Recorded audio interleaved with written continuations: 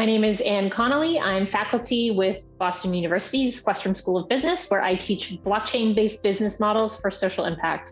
And my area of expertise is really looking at decentralization and how technologies like blockchain and cryptocurrency can actually enable us to redesign the society that we live in and make it one that's better for the future. A DAO is a decentralized autonomous organization. And essentially, it's just a blockchain-based way of coordinating large groups of people to help them achieve their goals. Now, this wasn't possible in history. When you look at trying to organize large groups of people from across the world, from across different cultures, different languages, different regions, trying to build trust within those groups was very difficult. And so a DAO is essentially just a way for these types of groups to come together with a goal, and they collaborate using digital tools, but they can submit proposals and vote on those proposals using blockchain. And that means all of those decisions are completely transparent in a way that wasn't possible before.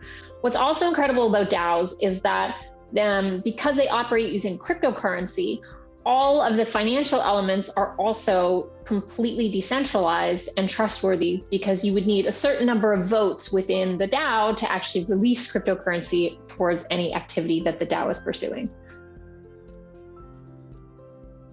If you think about an example like the 99% protests that happened several years ago, one of the challenges with protests like that is if you have a large group of people that wants to achieve something together, either you've got a leadership structure that then can create infighting, or if you don't trust your leadership, that can be problematic. Or if you have a completely flat organization, sometimes it's a lot harder to get things done because nobody's driving it. And so a DAO is this beautiful mixture between giving everybody a voice and a vote, but also enabling the organization to still have a really flat structure. And so it's this beautiful mix between accessibility, so anyone can participate, anyone can join, anyone can make a proposal, with actually being able to collectively move a goal forward towards its achievement. One of the most challenging elements around DAOs right now is that if you had, say, a DAO that was essentially a decentralized corporation, so it doesn't have a corporate entity, it doesn't operate out of any geographic region, it doesn't have bank accounts, it causes a lot of confusion for traditional operators like government and regulators. They don't know how they're supposed to tax that entity. They don't know how which HR regulations or workers' rights regulations it would fall under. And so there's certainly going to be challenges in the future of looking at how do we actually interact with these DAO structures within the societies that we've already created, or how do we bridge that gap from our old centralized world where things were regulated in a particular way into this new decentralized world where they might not be able to regulate these entities in the way that they had before. And so it's really about not only how do we ensure that people's rights are protected and these organizations are contributing to the societies that they're drawing from, but also how do we adapt and change the regulations that we've historically had to meet and work with this new world.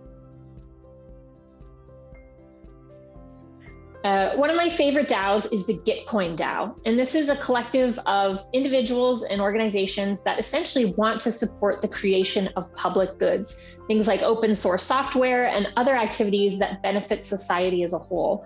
And so they've come together in a decentralized fashion to actually fund projects like this, get human resources pushed towards projects like this, and then help those projects actually scale into meaningful operations.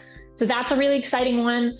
I'm also following the Big Green DAO, which is an initiative of Kimball Musk, who's Elon Musk's brother. Essentially, it's redefining a granting process around how do you fund different projects in and around food and agriculture as they move forward. So enabling, again, people to join this type of granting program with less funds than they might have otherwise, and also get a say in where those funds go.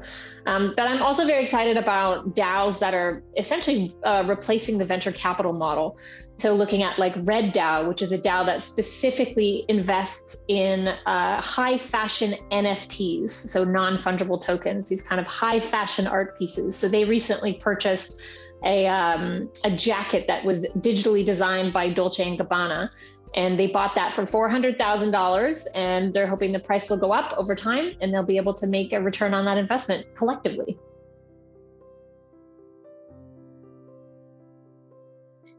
One of the most exciting elements about DAOs is that they're going to be the employer of the future. So if you're looking for work, you're looking to work in an industry or in a way that is modern and pushing boundaries, I would go check out a number of the different DAOs that are out there. There are hundreds of them. And if you find one that has a goal that you're passionate about, you can go and work for them anywhere in the world, remotely, and participate in, the driving that goal that you have collectively forward.